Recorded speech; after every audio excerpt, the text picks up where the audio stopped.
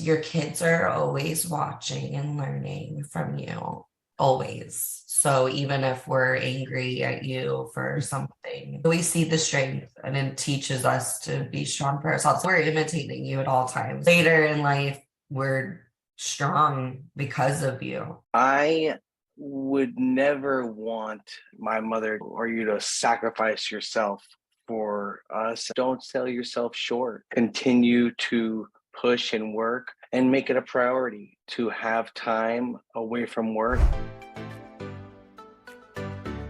And you'll win in life by having your soul on fire. Welcome to the Soul Powered Revolution, the essential podcast for high-achieving professional women who are done playing small. I'm Coach Mo, ex-CEO, ex-COO, and creator of the Soul Powered Method that has transformed over 2,200 executive women's careers. Each week, we decode the strategies that actually work for women at the leadership level while keeping your soul intact. Because true power isn't about working harder. It's about leading from your soul. If you're ready to stop dimming your light and claim the success you deserve, you're in the right place. New episodes drop weekly. Subscribe wherever you get your podcasts and join the revolution of women leading from their soul power. Let's dive in. Hey, everyone. Welcome to another episode. It's a family episode. I'm career coach Mo Fall, the founder and creator of a 12-week awesome soul-powered transformational workshop that we help professional women find their souls and land their dream job. I am joined by two very special guests, my son and daughter, Adam and Taylor. Welcome. Hello. Hi. Thanks for having us. Yeah, absolutely. I am sure that 25 years ago, we never anticipated having the opportunity to share our story as me being your stepmom and being involved in helping raise you and being able to talk about it in this format, because it wasn't always a smooth run. It wasn't always a bowl of cherries. And what I would like to share with folks who are listening in today is some of the challenges and some of the conflicts that women have about the priority of raising kids and the priority of also having an awesome career and what that means. Now, as Adam and Taylor are both adults now, and very lovely adults, I might add, they're able to reflect on their childhood and the good, the bad, and the ugly. And we're going to talk about some of that. So if you have younger kids, perhaps what they have to say today might give you some hope and some ideas of how kids come through stuff, what they learn, what they pick up, and what they're impressed or not impressed by, and what they need. And lucky for us, we all work together in harmony now, and we have a fantastic family unit. And I would say that Adam and Taylor, we all participate now in transformational language, personal development, wanting to be our best selves. And Adam, with two kids, you have 6 and 3, they're getting a different type of parenting. And maybe we'll mention a few aspects of that, being your divorced dad. And so you have some challenges with that as well. But let's just open it up and talk about what this life looked like 25, 26 years ago. At that time, I was a vice president at a health system. I had just moved into that role, and my life at that point had always been about my career, and I didn't anticipate stepping into the role of mom.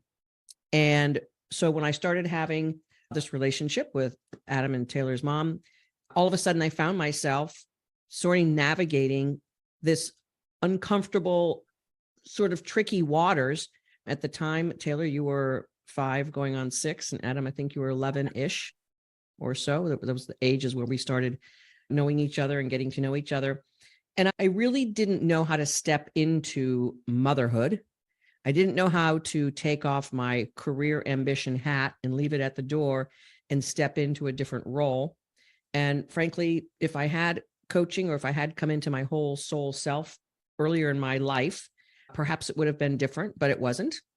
We had some of our challenges. Adam, since you're older, I'll have you share, as a young boy, watching not only myself, but your mom be executive professional women and what that looks like in the house. What were some of the not so cool aspects for you as a young boy growing up in that environment? I was I didn't have a clear defined role for me to look up to, being that Mhm. we didn't have the traditional household. And the fact that the two of you were so strong in your personality, it let me get out of the way. I was able to almost hide a little bit in between each of you Mm, and not be seen. So I was almost able to tuck away a little bit mm. and get into trouble and not be seen because you both of you guys were like larger than life at that point. And so that wasn't totally a cool thing. And so if you were to write a prescription for what it feels like as an adult man now, that boy, when I was 11, 12, 13, 14, 15, what would that presence have looked like if it would have been better for you or more of what you needed as a boy turning into a young man and growing up in that household? Yeah, I think that if I wanted to be invited into a little more of the relationship. I didn't have the traditional father figure, so I was a little bit of a floating ship, and you guys let me be that, which was okay, but I should have I should have been more aggressive in wanting your attention or explaining that, listen, I need something from you guys. I'm Mhm, missing out on one part of mhm. here, and Yeah. I want a little more of this interaction, whether that be playing or ball or communicating or Mhm. just questioning, just Yeah. being vocalizing more is really what I would say to myself right now is basically be loud. Say what you need, say it. Mm. Yeah. Interesting. People watching this might maybe like, holy crap, Mo, what are you doing? We've come a long way in our relationship. And now I'm proud and happy for the human being that you are, Adam, and of course, Taylor. And we work together and we have harmony, but we've worked through this and now having this honest conversation. Our goal is to help other professional women who are having families who may not have traditional families. Many families around the world are not traditional families as much.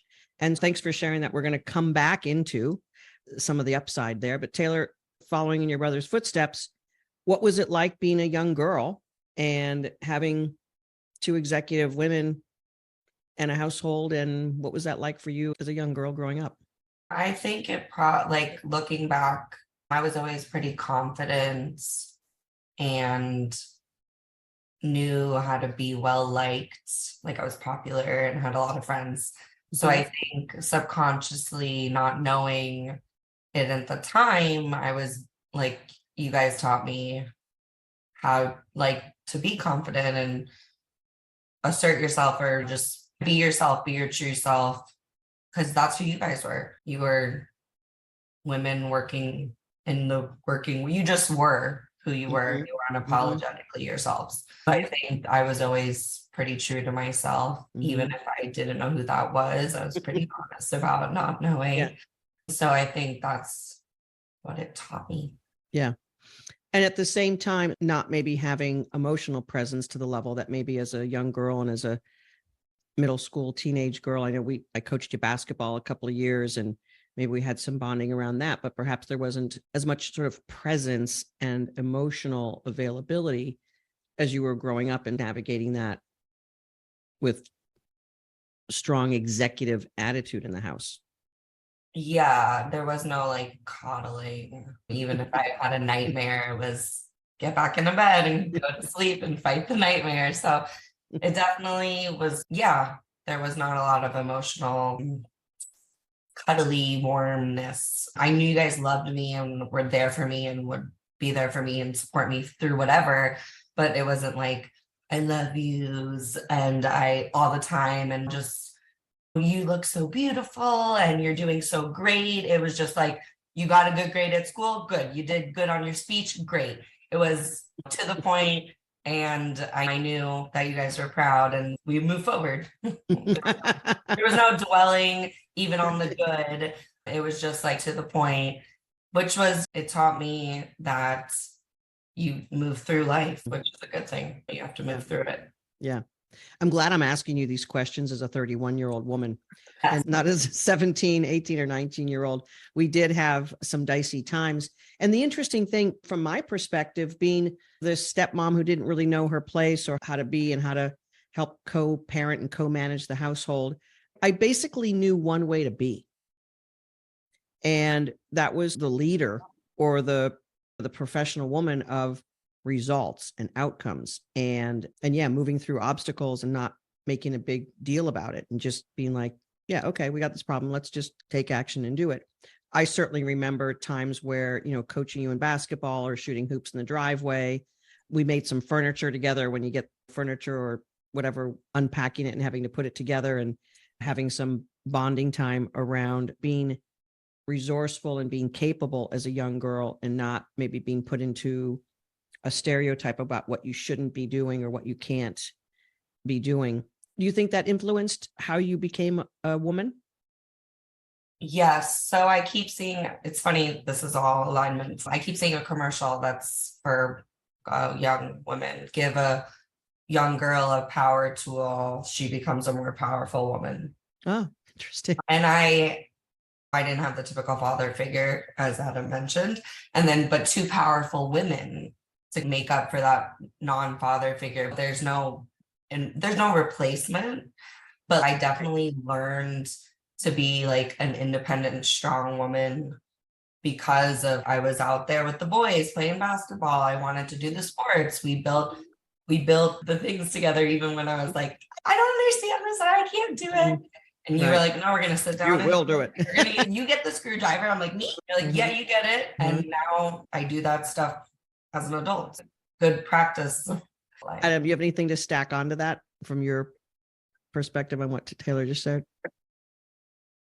So many memories, so many good things coming to mind. I remember wanting to fill that role as an 11-year-old, wanting to be that man in the house, or almost a little upset when you took the screwdriver because you knew more than I did. When I was 11, I thought I knew everything, and if I knew anything, I knew what a tool was. But you were so capable in that so I had to. Okay, this is different, or it's not, it feels different. And I was able to adapt and really get into it. So I think that it showed me how you were strong in other aspects. Now, there were times where I didn't necessarily need the CEO mother. And that was a hard switch to turn off. It was almost like that was how we always saw you. As that strong CEO. And there were moments where we were able to break through that. Yeah. And looking back on it, I feel like we should have had more of those moments, being able to step out of our roles into just being with each other, so to speak. Yeah. Yeah. It pains me on one hand to hear that. I totally respect what you're saying. And I think some of the memories that you might have, you haven't elaborated specifically, but also being a nurse, I was able to step into when that was needed. Like when you broke your arm, when you had your wisdom teeth pulled out and things like that. I think you burned yourself once also. We had to do some chest dressing changes. How I operated in the world was to do stuff and not really learning the proper way to be maternal or to be mothering.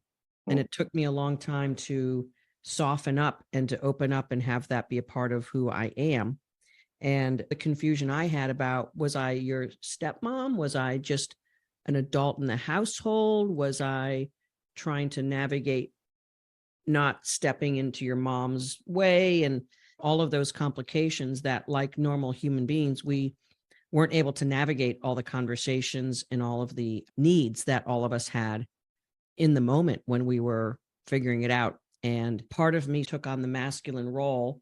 Your mother had this role as well, but provider, feeling like I'm doing enough by being able to provide money and a great house and vacations that we went on and enjoying a certain lifestyle. I felt like I was checking off enough boxes there.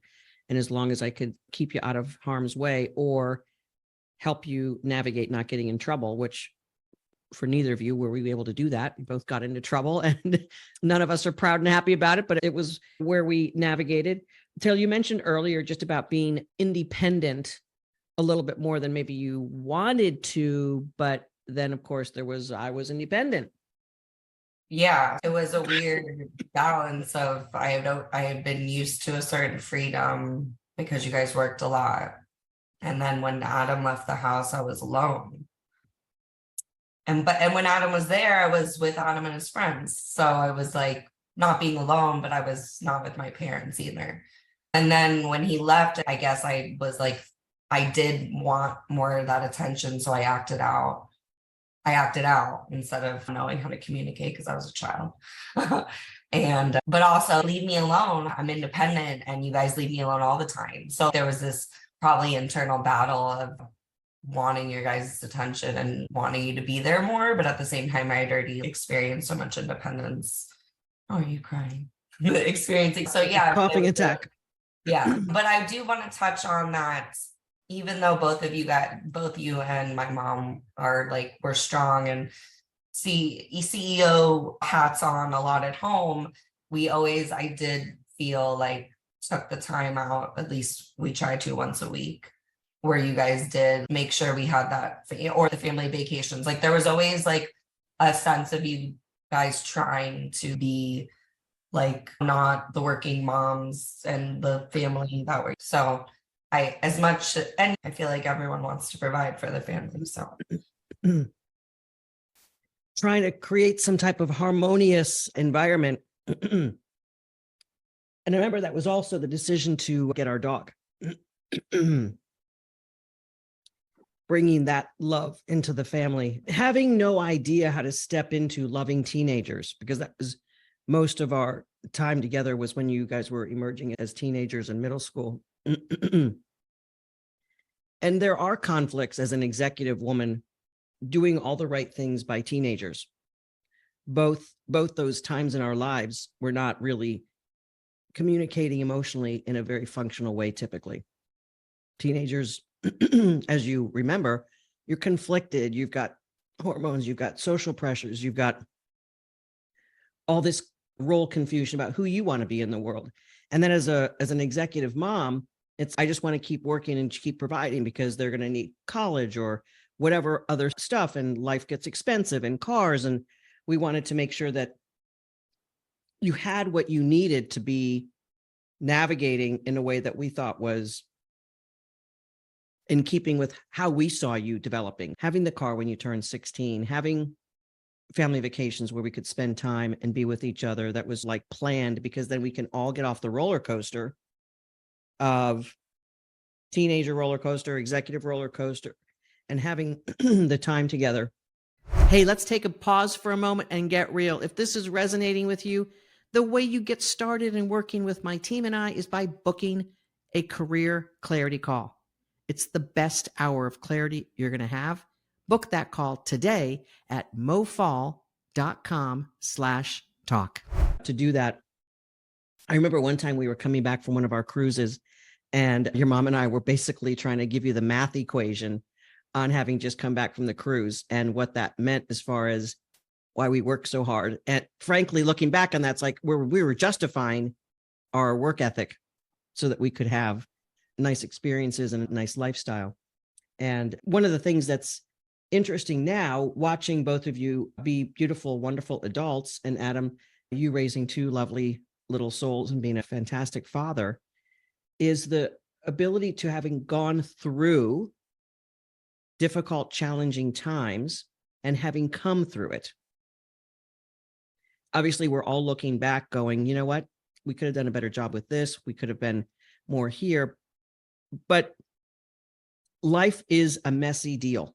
Raising kids can be a little bit messy. Kids don't want to say things that they might need from their parents, or can't say them because we don't have the language at 13, 14, 15, 16, 17, et cetera, of what we need.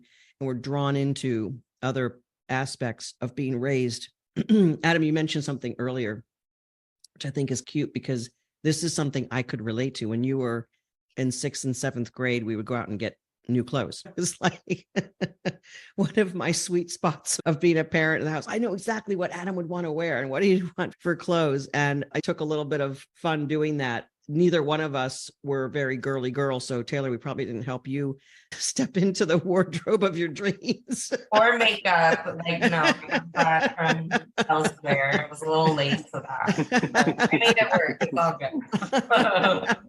good. So I think one of the hopeful truths I want to really talk about today for everyone who, thank you for your patience and listening to our stories. Hopefully it's helpful, is that when you care enough about who you are in the world, and that was something I always cared about. I always cared about who I was in the world and not wanting to make mistakes, but always committed to try to learn and grow through it. We've been through the normal inventory of teenage years, young adulthood, some of the sideways things that kids can get into, some legal scuffles, some things with drugs and alcohol. And I'd say most families have probably had to navigate those social pressures and the things that happen with kids. Taylor, you're now 31.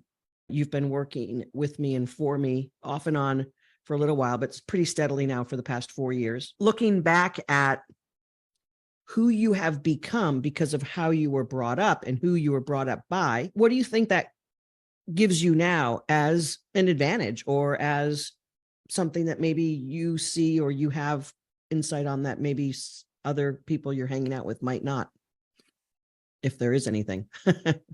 Yeah, so I definitely, along with the work that we do, I think I'm ahead a lot. I'm ahead in self-development more than the typical people my age. I think they're just now starting to get into it. And I think like in general, our world is starting to get into it. Like self-care is important. Take care of yourself, take care of your mind. So with being raised by you and my mom, you both really cared about that. So I felt like I have always cared about my life in a way that maybe, I don't know, I can't speak for other people, but I feel like I've always cared about my mind, body, and soul more than other people. And I also felt it's taught me like it's okay. I'm okay with myself. I love myself in and out for my flaws, for everything, the good, the bad, and the ugly. And I know that like life isn't linear and it's always an ebb and a flow, and to be easy with yourself. I feel like I'm okay being alone. A lot of people may not be okay as being alone with themselves, even if they don't like themselves. I don't love myself all the time, but I like can always be with myself. So I feel like, yeah. And one maybe disadvantage would be, I think which I'm aware of, and also I think it depends. Everyone has their stuff with the way they were raised, but just like opening my heart a little more. I'm so like, where'd you get that from? Yeah, so I just feel like sometimes I'm like, oh wait, I can show more love and lovingness with this while I'm doing it. But I also feel like if I wasn't raised the way I was and I wasn't doing the work that I'm doing, that I wouldn't even have that awareness around that. It all comes full circle, and nobody's perfect. So yeah. Sometimes when I'm coaching some of our executive women, I am like wearing this badge of being the flawed and imperfect mother, and therefore I have greater insight. So sometimes when we admit like our real and major shortcomings and are honest with ourselves, which I think I have been for the most part, it gives me compassion for all the women out there who are raising kids, working hard, trying to make a life for yourself, for your kids, but always with a commitment that I wanted to do better and be better. And I'm so delighted that's something that you have taken forward in your adult life, just wanting to keep evolving as a human being on the planet and being better and being better, not just in doing, of course. Being better is also more importantly about being. And I see how you are with your niece and nephew as an example, and the time and consideration and care and how you show up for them. I'm delighted it's worked out to be the way that it is today. Adam, how about you navigating adulthood? Do you think it's different for you because of your upbringing? Right now, I am raising my 2 children in a split household. So they're with me and then they're with their mother, and we're both very loving to them. But there is 2 on 1. It's always 2 on 1. Growing up at home, we had Taylor, it was Taylor and I, and there was two of you. There was a short period of time before we moved in with you. And I remember one night I swore this was my decision that we were able to move it, that mom asked me if we wanted to move in with you. And you had a nice house, and I was ready for a change in school. So when we did that, it brought a sense of abnormal but family back together. It Mm, definitely felt more complete. mm, For me, it was nice having another person in the house, another adult, another figure to be able to go to and talk to, even if it was a CEO who was CEO mindset all the time. During dinner, it was like math questions and all he's not kidding. always percentages and things like that. Um, but so now I find myself having to be both mom and dad in some cases, knowing that I'm dad and I can't do all of mom stuff, but I try and be there emotionally for them. Mhm. And I feel like when we were growing up, that was like we had mom for the emotional things we needed, and then you were for the, yeah, I want to say the more the father, but more you fell into that patriarch, that sports, the let's go, let's do something, let's get a move, let's go to the Home Depot, some things like that. One thing I can draw is that neither is perfect, but that there's a lot of love. There was a lot of love in that house. Okay, even unspoken, and unspoken. I always felt loved. Always felt like you had my back no matter what. And I try and give that off to my children. So I think Mhm. that they would feel the same ways, that I always have their back no matter what. It doesn't mean I agree with them. It doesn't mean Mhm. I'm letting them do whatever they want, but I always love them. Yeah. I remember there was a conflict probably when you were like 13 or 14 with something you want to do or something that your mom didn't let you do. And you were really mad. I don't remember the specifics. Thank God the brain works that way, filters out some of the details. But I remember coming into your room and basically saying to you, this too shall pass. It's not permanent. This is a temporary thing. You'll get through it. We'll get through it.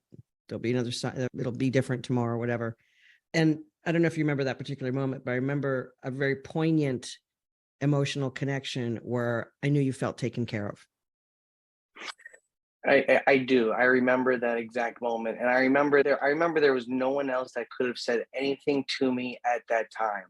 There was nothing that mom could have said. There was nothing my dad could have said. There was nothing that could have been said that would have made me feel as comfortable and Mhm. as complete as Yeah. the way you made me feel. And it was very odd. It was like you said it, and then all of a sudden I was like, okay, it's going to be okay. It's like I really believed that it was going to be Mhm. okay.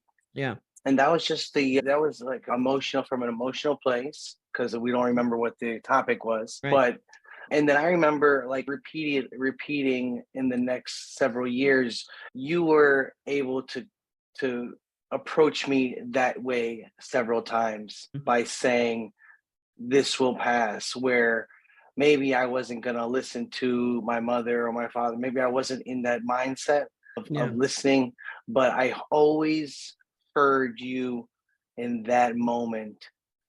And for some reason that coded in me, Mhm.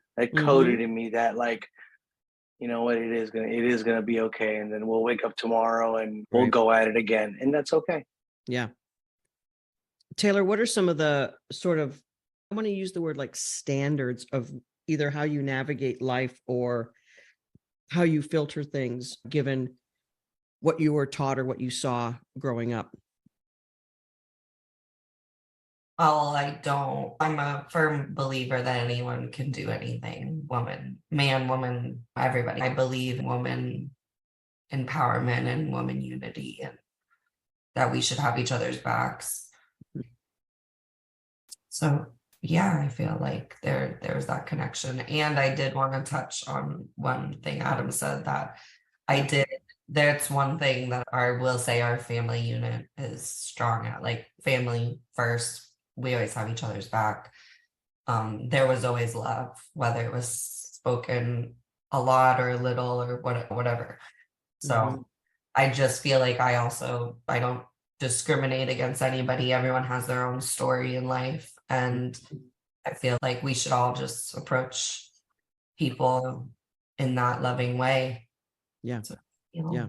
know, If I were to give advice to working moms based on what I experienced in some of the conversation we're hearing today, and I'm going to ask each of you to do this as well. If you're a working professional mom and you have kids who are still in the house, first of all, you need to commit to yourself to be the best version of you. And you can't let work take all of you, because your kids will not get pieces that they need of you. And again, I fell down more often than I want to admit on that. And when I finally was able to get in my role, again, being a sort of a step parent role, and many of you working moms might have that as well, you have to get really clear and committed with your partner about what that means relative to the kids and who you are and what you're navigating together. The other thing is when you become a whole, full person, which I was not for most of the years that I was helping raise Adam and Taylor, you have more ability to be in your heart, even if you're busy and successful.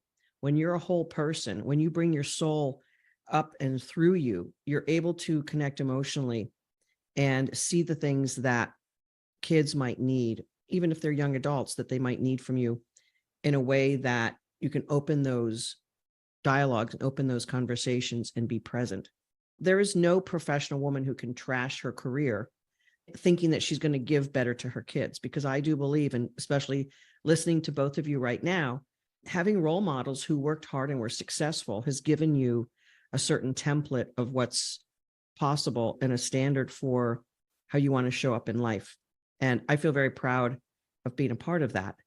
So as working moms, please do what you can to make yourself a whole person.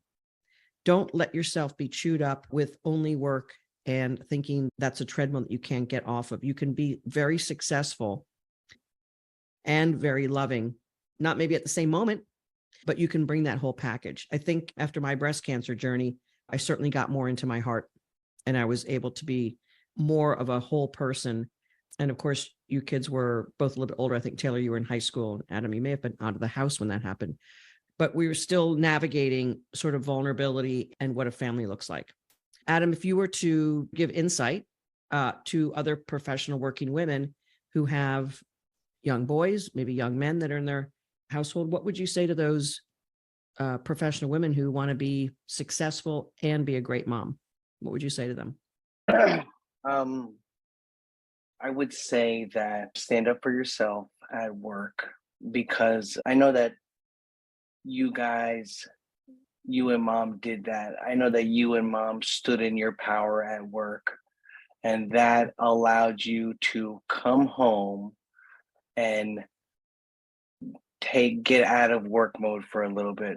You didn't always have to do it, but because you were very strong in standing in your power at work and what you did, you were able to come home and relax and be with us on the weekends and on the times you were and on the vacations and things like that. Would never want my mother to or you to sacrifice yourself for us.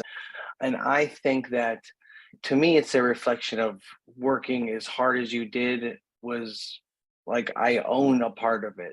I own a part of it. You did that for us. You did that for me so we can live a better life. And of course, now years back, looking back, I know it's right. I know it's to be true.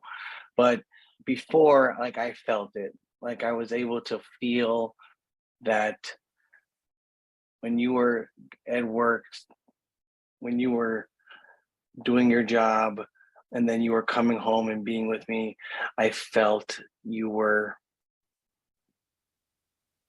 I was able to feel you allowed yourself to be able to lower the guard a little bit when you came home so that I could feel you. so I can get in and still access that other side of you. I would say that don't sell yourself short and continue to push and work and make it a priority. Make a priority to have time away from work, whether that be an hour, whether that be when you get home, you shut the phone off or something like that. Have a dinner time. A lot of times at dinner time, no phones are at the table. Like those little things that are cliche, those little things really speak volumes. Even if it's a pain in the ass to get everyone to comply, it matters. Oh, it's a huge pain in the ass. Right. Yes. Taylor, how about you? What advice would you give a professional working mom from a girl's perspective, or any perspective that you care to share, not just a girl, but yeah. That your kids are always watching and learning from you, always. So even if we're angry at you for something, we see, like, maybe not in the moment, but we see the strength, and it teaches us to be strong for ourselves. So we're imitating you at all times. So even if there's times when we tell you we hate you, later in life, we're strong because of you. So I would say just keep doing what you know is right, like what you know to be true in your heart.